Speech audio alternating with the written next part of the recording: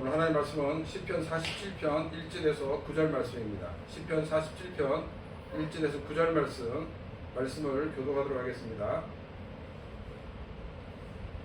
고라 자손의 시 인도자를 따라 부르는 노래.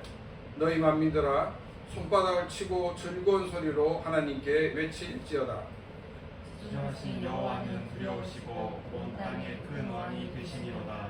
여호와께서 만민을 우리에게 나라들을 우리 발 아래에 복종하게 하시며 우리를 위하여 기업을 택하시나니 곧 사랑하신 야곱의 영화로다. 하나님께서 즐거운 함성 중에 올라가시며 여호와께서 나팔 소리 중에 올라가시도다. 찬송하라 하나님을 찬송하라 찬송하라 우리 왕을 찬송하라. 하나님은 온 땅의 왕이심이라 지혜의 시로 찬송할지어다. 하나님이 문 백성을 다스리시며 하나님이 그의 거룩한 보좌에 앉으셨도다. 같이 읽겠습니다.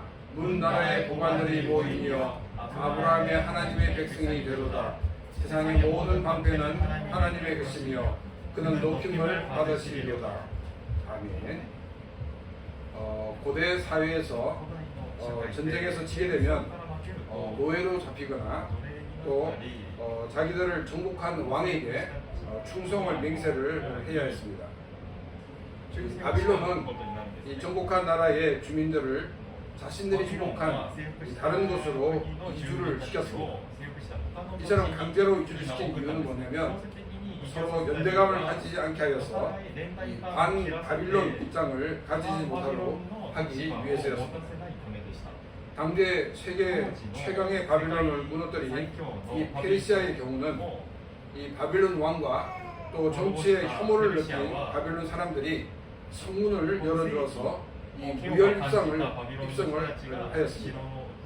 그리고 이 정복한 나라의 백성을 세계로 각지로 이렇게 흩었던 바빌론과 다르게 바빌론 시대에 이 세계 각지로 흩어졌던 이 사람들로 하여금 자기의 고향으로, 자기의 모국으로 돌아갈 수 있도록 하는 그런 정치를 하였습니다. 오늘 우리가 읽는 이 시편 47편은 전쟁에서 승리하신 하나님과 또 하나님의 통치에 대해 찬양을 하고 있습니다. 하나님이 승리하신 전쟁이 무엇인지, 그리고 이것이 우리 인간의 전쟁과 무엇이 다른지를 함께 생각하며 은혜를 나누고자 합니다. 1절 말씀입니다. 고라 자손의 시 인도자를 따라 부르는 노래. 너희 만민들아 손바닥을 치고 즐거운 소리로 하나님께 외칠지어다. 우리가 1절에서 주의 깊게 봐야 되는 것은 뭐냐면 하나님을 찬양하라고 하는 대상입니다. 하나님을 찬양하라고 하는 그 대상은 이스라엘 백성이 아니라 만민으로 되어 있습니다. 이스라엘 백성들에게만 하나님을 찬양하라고 하는 것이 아니라 모든 민족, 모든 나라 사람들이 하나님을 찬양하라고 말하고 있습니다. 그리고 이 손바닥을 치고 즐거운 노래로 하나님께 외칠지어다라고 말하고 있습니다. 이것은 즐거운 마음으로, 기쁜 마음으로 하나님을 찬양하라는 것입니다. 또 다른 말로 하면 진심으로 하나님을 찬양하라 하는 말입니다. 이 시편을 처음 읽는 구약 시대의 이스라엘 사람들은 이제 어떤 연상을 했냐면 이스라엘과 이방인과의 전쟁이 있습니다. 그래서 이제 이스라엘이 이 이방을 이기고 승리하게 됩니다. 그래서 이 승리한 이 이스라엘이 전쟁에 지인 이방인으로 하여금 반강제적으로 하나님을 찬양하게 하는 그런 모습으로 그들은 연상을 하고 있었다는 것입니다. 여러분 한번 생각해 보십시오. 전쟁에서 패배한 나라가 이 전쟁에서 이긴 나라의 그 사람들이 섬기는 그 신을 함께 찬양한다는 것은 그것은 도저히 불가능한 일이라는 것입니다. 그 때문에 이 1절에서 말하고 있는 이 만민은 하나님을 알지 못하는 이방인들을 말하고 있는 것이 아니라 예수 그리스도의 복음을 통해서 새로 태어난 새 이스라엘 이 교회 공동체를 향하여 말하고 있는 것입니다. 하나님을 예배하고 찬양 드리는 것은 이스라엘 백성들만이 가지고 있는 특권이 아니었습니다. 이스라엘 백성들이 하나님을 찬양할 수 있다는 것은 자신들만이 하나님과 특별한 언약의 관계에 있다는 것을 말하고 있습니다. 근데 우리가 구약을 보게 되면 어느 민족이나 하나님의 언약의 백성이 될 수가 있었습니다. 이집트에서 이스라엘 백성들이 나올 때 이스라엘 백성들만이 나온 것이 아니라 여러 민족과 함께 나왔던 것을 우리는 보게 됩니다. 만일 활동적인 이스라엘만이 하나님 백성이 된다고 하면 이 출애굽할 때 같이 나왔을지 모르지만은 야, 이제는 우리가 같이 갈 길 아니니까 너희는 딴 길로 가라 하고 이렇게 헤어졌을 것입니다. 근데 그들은 함께 가나안에 들어갔던 것을 보게 됩니다. 이것은 이스라엘 민족이라는 것 자체가 하나의 활동적인 공동체가 아니라 신앙의 공동체였다는 것을 보여주고 있습니다.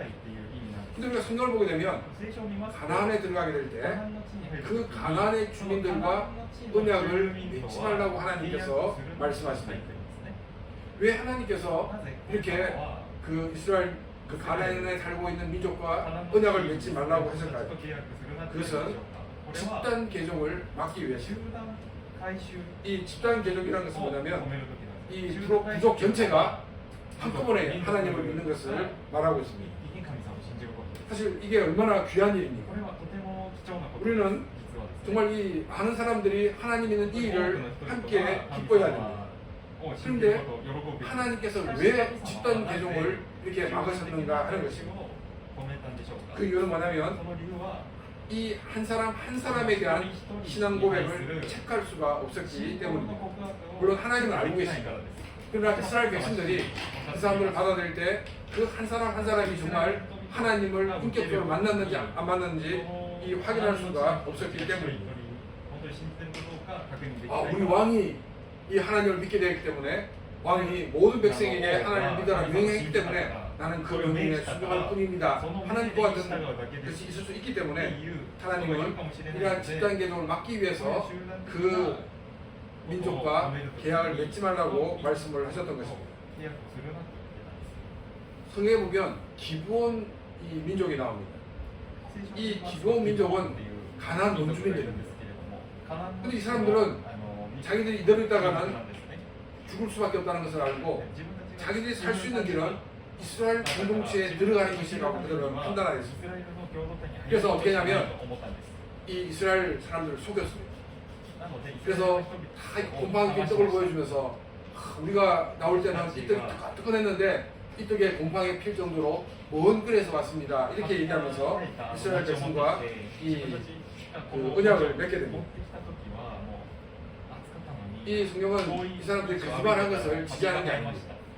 그들이 살 수 있는 것은 우리가 하나님의 언약의 공동체에 들어가는 것이다. 단 그것 때문에 그들은 이스라엘 백성과 언약을 맺으려 하는 그 마음, 그것을 보시고 하나님은 그들을 받아들였던 것입니다. 그런데 어떤 일이 생기냐면 가나안 원주민들이 볼 때는 이 기브온 민족은 자기들 배신한 사람들, 그래서 가나안의 군대가 연합군을 만들어서 이 기브온 민족을 침략하게 되었습니다. 이 사람들은 이스라엘 민족에게 도움을 요청했습니다. 우리가 가나안 연합군에 멸망하게 되었습니다. 우리를 구해 주십시오. 그래서 그들은 이스라엘의 도움으로 이제 그 승리를 얻었고 명실을 상고한 이 이스라엘 신앙 공동체의 멤버가 되었습니다.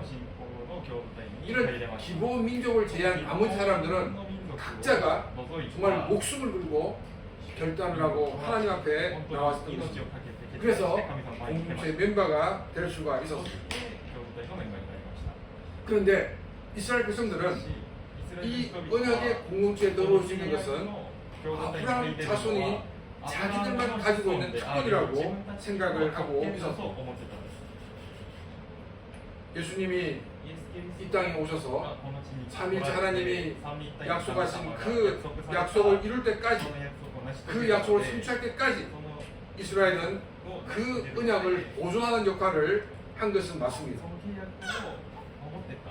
예수 그리스도가 그 약속을 성취할 때까지 왜 하나님은 그 언약을 이스라엘 민족에 보존시키게 하셨냐면은 인간이 가지고 있는 죄성 때문입니다. 예수님께서 그 언약을 성취하시고 성령을 보내시기 전까지는 오픈될수록 그 언약은 변질될 가능성이 많았기 때문입니다. 이스라엘 역사만 봐도 이스라엘 사람들은 계속적으로 변질해 갔습니다. 그리고 하나님께서는 그 변질을 바로잡으시기 위해서 노력했던 것을 우리는 볼 수가 있습니다. 하나님께서 이스라엘 통해서 이 언약을 보존시키신 것은 예수 그리스도를 통해서 이루시는 이 하나님의 은혜를 이제 예수 그리스도를 통해서 온 민족에게, 온 나라에게 그 은혜의 강물을 흘러가게 하시기 위해서였습니다. 그리스도 안에서 새로운 이스라엘, 참된 하나님의 공동체가 이 예수 그리스도를 믿음으로 되었던 것입니다. 그리스도 안에서 이루어진 이 새로운 이스라엘은 순수한 이스라엘의 그 혈통인가 아닌가에 의해서 공동체의 멤버가 되느냐 아니냐 결정하는 것이 아니었습니다. 그리스도 안에서 이루어진 새로운 공동체 일원이 되는 것은 오직 예수 그리스도를 믿음으로 그 공동체의 구성원이 되었습니다. 또 이스라엘 백성이 아닌 혈통이 아니냐에 따라서 그 공동체의 계급이 매겨지는 것이 아니라 예수 그리스도 안에서 모든 민족이 그리스도 안에서 한 형제요 한 자매가 되었던 것입니다. 여러분 이스라엘은 이 종교가 어느 종교인지 알고 계십니까? 이스라엘은 이 기독교가 아닙니다. 이스라엘은 유대교입니다. 이 유대교가 자신의 국교입니다. 여러분 이제 기독교 이러면 기독교 어떤 게 기독교입니까? 우리는 보통 이제 우리 개신교를 기독교라고 하고 천주교에 나누는 잘못된 분류입니다. 정확한 분류는 기독교 안에는 세 가지가 있습니다. 한 가지는 뭐냐면 이 서방의 로마 천주교입니다. 우리 카톨릭이죠. 카톨릭이 이제 그리고 두 번째는 우리 프로테스탄트입니다. 한 가지는 어디겠을까요? 한 가지는 동방정교회입니다. 그러니까 러시아 정교회든가 동방정교회가 바로 기독교의 한 부류입니다. 근데 좀 우리 개신교 중에서 좀 극단적인 목사님들은 천주교는 기독교 아니다 이렇게 말하는데 잘못된 부류입니다. 또 이 정교회도 기독교 아니다라고 하는 게 잘못된 겁니다. 기독교 안에 이 카톨릭, 또 개신교, 프로테스탄트, 그 다음에 그리스 정교회, 또 정교회가 바로 이 기독교입니다. 유대교는 왜 기독교가 아니냐면 이 사람들은 구약을 믿습니다. 우리 기독교는 구약을 하나님의 말씀을 받아들이고 있습니다. 그런데 기독교는 신약 성경을 하나님의 말씀으로 받아들이고 있는 반면에 이 유대교는 신약 성경을 인정하지 않습니다. 신약 성경을 받아들이지 않는다는 것은 무슨 말이냐면 예수 그리스도가 하나님이시고 예수 그리스도가 구원자라는 것을 믿고 있지 않다는 것입니다. 예수 그리스도를 유일한 구원자로 믿지 않는 것은 어떻게 보면 여호와의 증거 같은 이단이라고 말할 수가 있습니다. 그런데 많은 이 크리스천들 가운데는 이스라엘을 우리 기독교의 아주 큰 아들처럼 생각하는 사람들이 굉장히 많이 있습니다. 현재 이스라엘은 우리 기독교의 그런 큰 아들이 아니라 이슬람 국가와 같이 선교의 대상인 나라라는 사실을 우리는 기억해야 됩니다. 예수를 믿음으로 하나님의 백성이 되고 예수를 믿음으로 참 이스라엘이 되는 것입니다. 그리스도 안에서 구원받은 우리들은 찬양을 드릴 때나 또는 예배를 드릴 때 진심으로 감사한 마음으로 하나님을 예배하며 하나님을 찬양드리는 그런 삶이 되시기를 바랍니다. 우리가 예배를 드릴 때나 찬양을 드릴 때 진심으로 드리기 위해서는 하나님이 어떤 분인가를 우리는 분명히 알아야 합니다. 우리가 정말로 훌륭한 분을 만나게 될 때 이분이 얼마나 훌륭한 분인가를 알고 만날 때면 정말로 막 가슴이 뛰고 내가 이분을 만나는 게 엄청난 생의 영광이구나 라고 생각하며 만나게 돼요. 그런데 이분이 어떤 분인지 모를 경우에는 내가 만나는 많은 사람들 중에 한 명으로밖에 생각하고 있지 않게 된다는 것입니다. 우리가 하나님을 예배하는 자로서 하나님을 찬양하는 자로서 우리는 하나님이 어떤 하나님가를 우리는 알아야 됩니다. 2절 말씀입니다. 지존하신 여호와는 두려우시고 온 땅의 큰 왕이 되십니다. 2절에서는 하나님을 지존하신 야훼라고 말하고 있습니다. 이 지존이라는 말은 가장 높으신 분이라는 뜻입니다. 이 세상에 그 어느 것과도 비교할 수 없는 가장 높은 분이 우리 하나님이시다라고 말하고 있는 것입니다. 왜 하나님이 그 어떤 누구와도 그 어떤 무엇과도 비교할 수 없는 그런 가장 높은 분인가 하는 것입니다. 그것은 하나님만이 유일하신 신이시기 때문입니다. 또한 우리 하나님이 유일한 창조주가 되시기 때문입니다. 우리 인간은 유한합니다. 이 유한한 인간이 이 초월하시는 하나님과 비교할 수 없는 존재가 될 수밖에 없다는 것입니다. 삼위일체 하나님 이외에 다른 것을 신이라고 믿는 것은 우리 인간이 만들어낸 허상이고 또한 우상인 것입니다. 하나님은 온 우주를 창조하신 창조주 하나님이십니다. 이 창조주 하나님과 피조물은 절대로 비교할 수 없는 그런 존재라는 것입니다. 그래서 시편 기자는 지존하신 하나님이라고 고백을 하고 있습니다. 또 말씀을 보게 되면 이 하나님을 야훼라고 말하고 있습니다.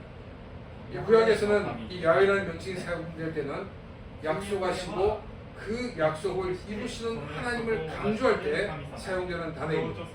특별히 하나님 백성과 하나님의 그 관계를 설명할 때 이 야훼라는 단어를 사용하고 있습니다.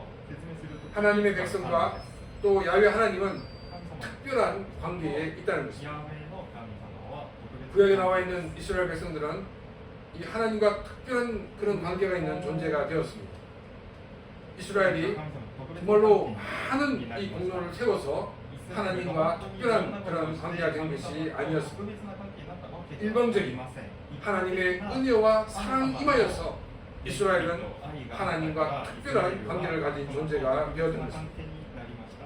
예수 그리스도가 인간으로 이 땅에 오시고 우리의 죄를 대신 지시고 십자가에 죽은 이후 교회 공동체의 멤버가 되는 것도 개인의 수고와 노력의 결과로 얻어진 것이 아니었습니다. 하나님의 은혜가 임하였고 그래서 우리가 구원받고 하나님의 자녀란 특별한 관계가 되어든 것입니다. 예수 그리스도는 무력으로 우리를 정복하지 않으셨습니다. 예수님께서 마지막으로 예루살렘 올라갈 때 예수님은 어린 나귀를 타고 올라가셨습니다. 이것은 예수님께서 평강의 왕이시고 또한 겸손의 왕이신 것을 보여주기 위해서입니다. 예수님은 하나님의 나라를 나타내기 위하여 무력으로 정복하지 않으셨습니다. 오히려 사람들을 하나님 나라의 백성이 되게 하시기 위하여 자신의 목숨을 대신 내어 놓으셨습니다. 이것이 세상의 전쟁과 전혀 다른 방식인 것을 우리는 알 수가 있습니다. 바빌론 사람들이 페르시아 사람들을 향하여 스스로 문을 열어준 것과는 또 다른 전혀 차원이 다른 것임을 우리는 알 수가 있습니다. 이 스스로 성문을 열어준 바빌론 사람들은 페르시아 왕에 대해서 전혀 저항감을 가지지 않고 군주로 받아들였습니다. 구원받은 우리 크리스찬들은 더 열렬히 자기를 위하여 바로 나를 위하여 자기의 목숨을 버리신 그 주님의 승리를 우리는 받아들여야 합니다. 또한 우리는 그 승리를 주신 하나님께 감사하면서 진심으로 하나님을 찬양하고 하나님을 예배하는 그런 귀한 삶이 되시기를 바랍니다. 여호와 하나님은 두려운 분이라고 말하고 있습니다. 이 두렵다는 것은 이 공포의 대상이 됐다는 것을 말하고 있지 않습니다. 이 두렵다는 이 단어는 이 엄청나다라는 뜻이 있습니다. 하나님은 엄청난 분이시라는 것입니다. 앞에서도 말한 것처럼 삼위일체 하나님만이 유일하신 하나님이시고 창조주가 되시기 때문입니다. 우리는 이런 어떤 것과 비교할 수 없는 하나님과 특별한 관계가 되었습니다. 우리는 그 어떤 것과 비교할 수 없는 우리 하나님과 동행하는 삶을 살고 있습니다. 우리는 어떤 것과 비교할 수 없는 하나님을 향하여 예배하고 있다는 것입니다.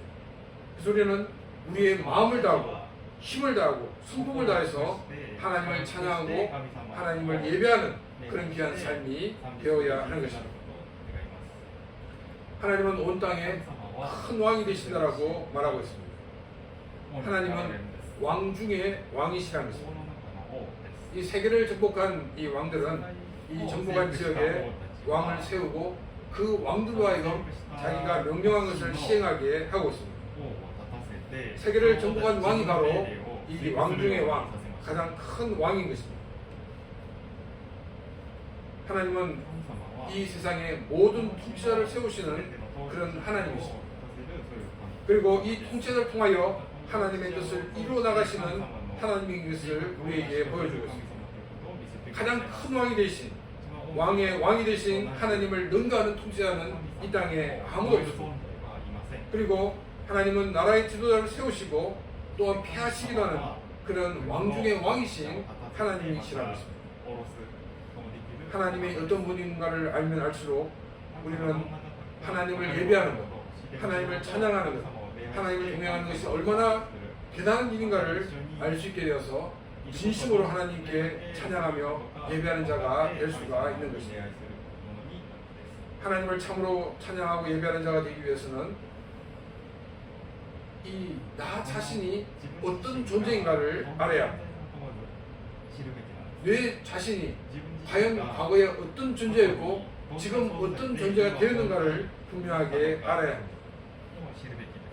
우리가 그것을 할 때 기쁨과 감사한 마음을 가지고 진심으로 하나님을 찬양하고 하나님을 예배할 수가 있다는 것입니다. 에베소서 2장을 보게 되면 바울은 그리스도를 만나기 전에 우리의 상태를 어떻게 얘기하고 있냐면 죄와 허물로 죽은 너희들이라고 말하고 있습니다. 구약성경 에스겔서 37장에서는 마른 뼈와 같다라고 말하고 있습니다. 이런 우리가 예수 그리스도의 십자가의 공로로 살아있는 존재가 되었던 것입니다. 우리가 정말 이렇게 아주 심각한 병에 걸렸다가 필요한 의사 선생님을 만나서 이제 건강이 회복되면 우리는 이 의사 선생님을 은인으로 생각하며 살 것입니다. 근데 우리는 이 위독한 병 정도가 아니라 아예 죽은 그런 상태였다고 성경은 말하고 있습니다. 구약은 죽은 지가 너무 오래되어서 마른 뼈 상태였다라고 말하고 있습니다. 살아있지만 살아있는 존재가 아닌 그런 존재로 인생들은 살고 있었던 것입니다. 이런 우리에게 하나님의 은혜가 임하였습니다. 예수 그리스도의 복음이 전해졌습니다. 이 복음을 통해서 우리는 살아있는 존재가 된 것입니다. 3절입니다. 여호와께서 만민을 우리에게 나라를 우리 발 아래에 복종하게 하시며 3절은 승리하신 하나님은 우리에게 그 승리의 영광을 안겨주는 것을 말하고 있습니다. 창조주 하나님이신 예수님이 인간이 되신 것은 예수님 자신을 위해서가 아니었습니다. 죄로 타락한 우리 인간을 구원하시기 위하여 예수님은 인간으로 이 땅에 오시고 또한 십자가에 죽으셨습니다. 그 예수님의 십자가의 죽음을 통하여 인간이 지은 그 죄에 대한 대가를 지불하였습니다. 우리가 가지고 있는 죄가 완전히 청산되었습니다. 우리는 예수님이 주시는 이 승리를 통해서 이제 승리자의 삶을 살 수가 있게 되었습니다. 꽤 오래된 옛날인데 한 20년 전쯤 생각하고 있는데 이제 비전 트립이 온 팀이 있었습니다. 근데 이제 그 비전 트립 일정 가운데 이제 신사를 방문하는 그런 일이 있었습니다. 근데 이제 한 그 리더인 자매가 신사를 방문하고 와서 그날 보고를 하면서 뭐라고 얘기하냐면 여러분 신사를 방문하다 나올 때는 반드시 신는 기도를 해야 됩니다. 이렇게 이야기를 하셨습니다. 그 자매는 이제 소위 영성을 많이 강조하는 그런 선교단체에서 훈련을 받은 자매였습니다. 우리는 이 말을 굉장히 고상하게 들었습니다. 저 자매 굉장히 신앙이 좀 뜨거운 것 같아. 그런데 이것은 예수 그리스도가 승리자인 것을 인정하지 않는 것 같은 모습입니다. 너무나도 불신앙적인 모습이라는 것입니다. 또 우리 종종 내가 좀 이렇게 영적으로 물린 것 같아. 이런 말 역시도 성경적이 아니라는 것입니다. 예수님은 우리에게 승리를 주셨습니다. 그런 승리를 우리가 누려야 되는데 스스로가 이 마귀의 힘 앞에 눌려있는 경우가 너무나도 많이 있다는 것입니다. 예수님은 이 땅에 오셔서 죄와 싸우셔서 우리에게 승리를 주셨습니다. 이 승리는 예수님만의 승리가 아니라 우리에게도 동일한 승리가 주어져 있다는 것입니다. 우리는 이 땅을 살아갈 때 두려워하지 마시고 담대함으로 이 땅을 살아가는 복된 삶이 되시기를 바랍니다. 4절입니다. 진노하신 여호와는 두려우시고 온 땅의 큰 왕이 되심이로다. 4절 우리를 위하여 기업을 택하시나니 곧 사랑하신 야곱의 영화로다. 전쟁에서 이긴 나라는 이 전리품을 나누게 됩니다. 전쟁에서 이긴 하나님은 하나님 백성들에게 전리품을 내려주신다는 것입니다. 하나님이 내리시는 그 전리품은 바로 사랑하신 야곱의 영화라고 말하고 있습니다. 야곱은 쌍둥이 동생으로 태어났습니다. 아버지 이삭은 이 형 에서를 더욱 좋아했습니다. 그리고 장자권을 이 에서에게 축복하고자 하였습니다. 이 장자권은 이 단순히 아버지의 재산과 또 아버지의 가장으로서의 권리를 물려받는 것뿐 아니라 하나님의 약속을 물려받는 것이 당시의 일반 가정과 다른 것이었습니다. 야곱은 하나님의 약속을 물려받는 그런 사람이 되고자 하였습니다. 그래서 아버지를 속이고 이 장자권을 받게 됩니다. 앞에서도 얘기한 것처럼 이런 모든 것들이 그 행동이 바르다라고 지지하는 것이 결코 아닙니다. 하나님의 약속을 받는 그런 사람이 되고자 하는 그 마음을 하나님은 보셨던 것입니다. 그래서 하나님은 야곱을 더욱 사랑하셨다라고 성경은 말하고 있습니다. 하나님의 약속을 받게 되는 야곱은 그 이후에 아버지의 집을 떠나게 되었습니다. 그리고 삼촌 집에 가서 이 삼촌의 사기를 당해가면서 노예처럼 생활을 하였습니다. 장자권을 받았지만은 정작 아버지의 재산과 아버지의 모든 권한은 이 에스가 받았던 것을 보게 됩니다. 이처럼 사람들이 말하는 이 장자권과 성경이 말하는 장자권은 전혀 다른 모습이었다는 것입니다. 야곱은 이 땅에서도 많은 것을 누렸습니다. 그렇지만 이 야곱의 자손으로 예수 그리스도가 올 수 있는 가장 큰 영광을 가지게 되었다는 것입니다. 하나님은 승리한 이 주님께서 하나님을 믿는 우리들에게 전리품을 나눠주시는데 야곱과 같이 하나님의 약속에 속한 사람이 되게 해주시라고 말씀을 하고 있습니다. 우리는 하나님의 그 약속을 받은 사람으로서 야곱처럼 그 약속 때문에 불이익을 당할 수가 있습니다. 우리가 어려움을 당할 수도 있습니다. 그러나 내가 이 하나님의 약속 가운데 거하는 이것이 가장 인생의 복된 것임을 기억하고 우리들이 감사함으로 감당하는 그런 귀한 삶이 되시기를 바랍니다. 5절입니다. 하나님께서 즐거운 함성 중에서 올라가시며 여호와께서 나팔 소리 중에 올라가시도다. 이 5절은 승리한 이스라엘이 이 언약궤를 다시금 예루살렘 성전으로 옮기는 것 같은 모습을 보여주고 있습니다. 승리로 모든 사람이 기뻐하며 감사하는 모습을 말하고 있습니다. 그래서 6절에서 이렇게 말하고 있습니다.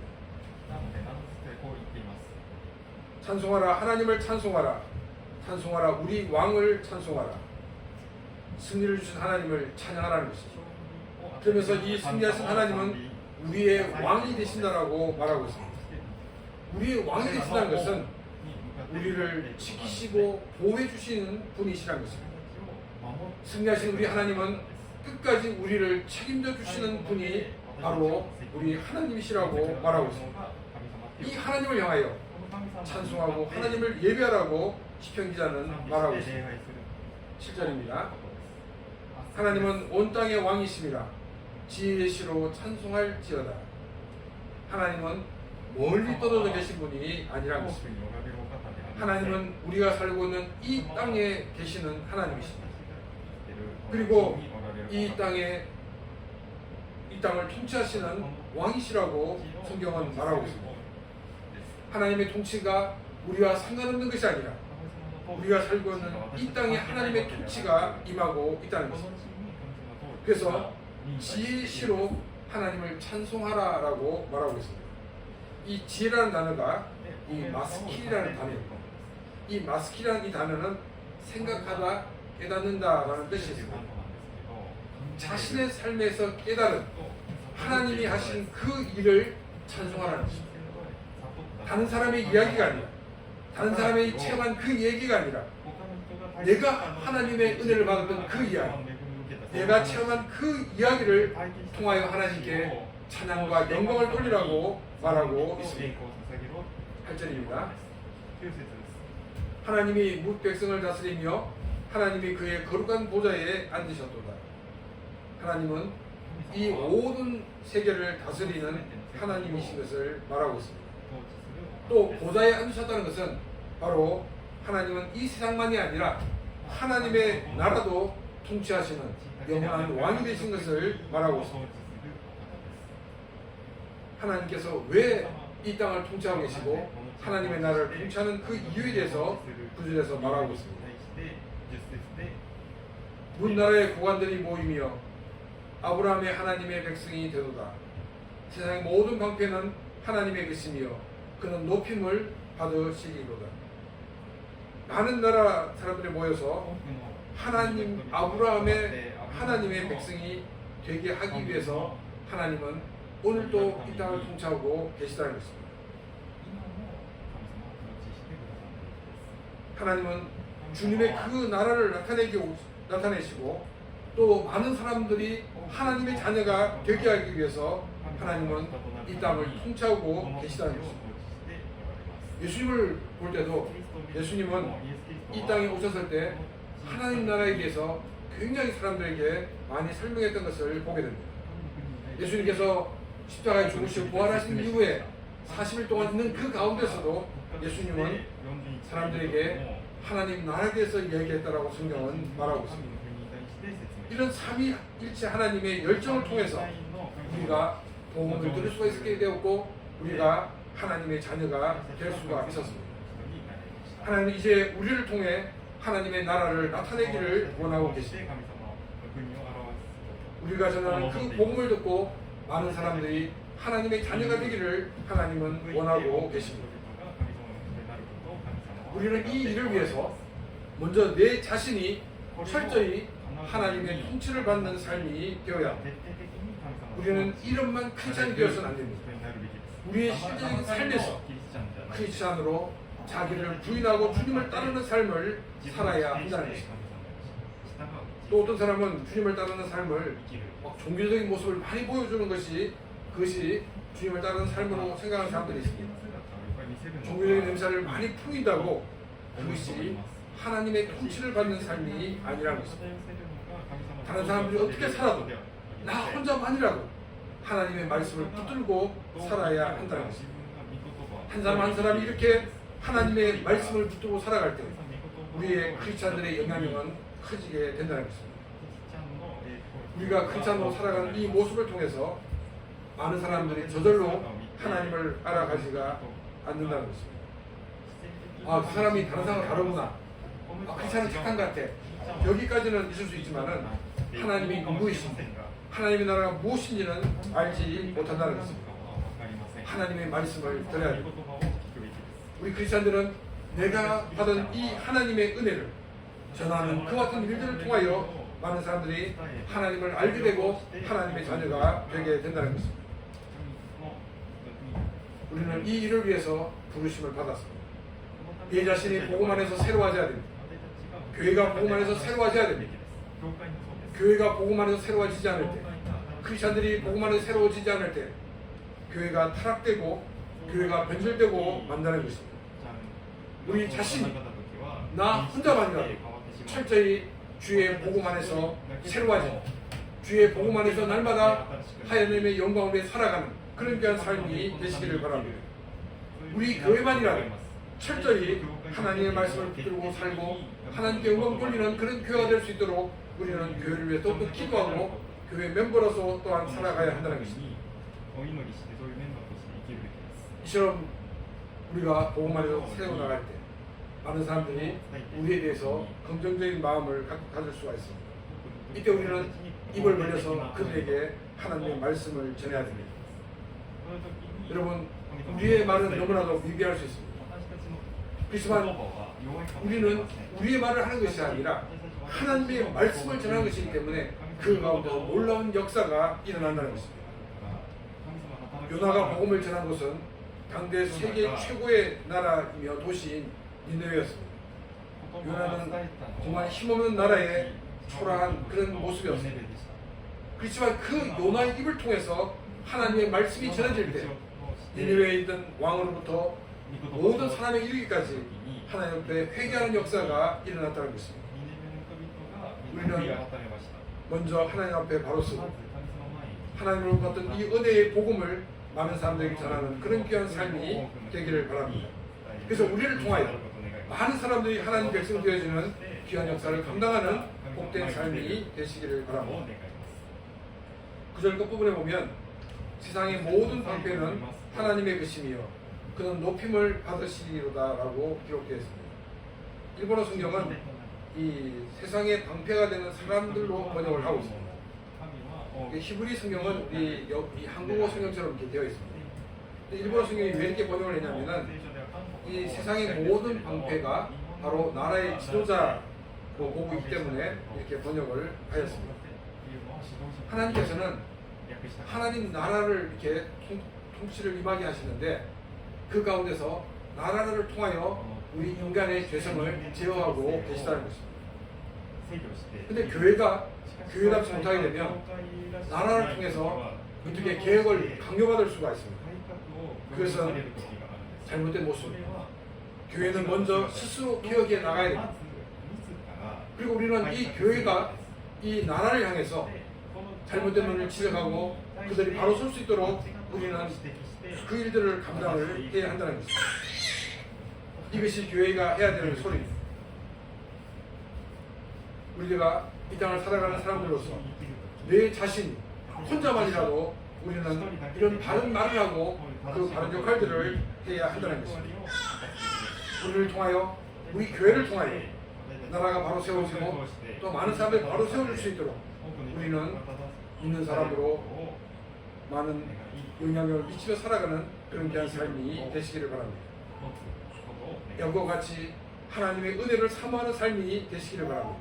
그래서 야곱이 누리는 그 영화를 누리는 복된 삶이 되시기를 바랍니다. 늘 하나님의 말씀으로 승리하는 복된 삶이 되어서 우리의 삶을 통하여 하나님의 살아계신과 역사하심을 많은 사람들을 보여주며 증가하는 복된 삶이 되시기를 주님의 이름으로 축원합니다. 이 시간 오늘 말씀 생각 같이 기도드리겠습니다.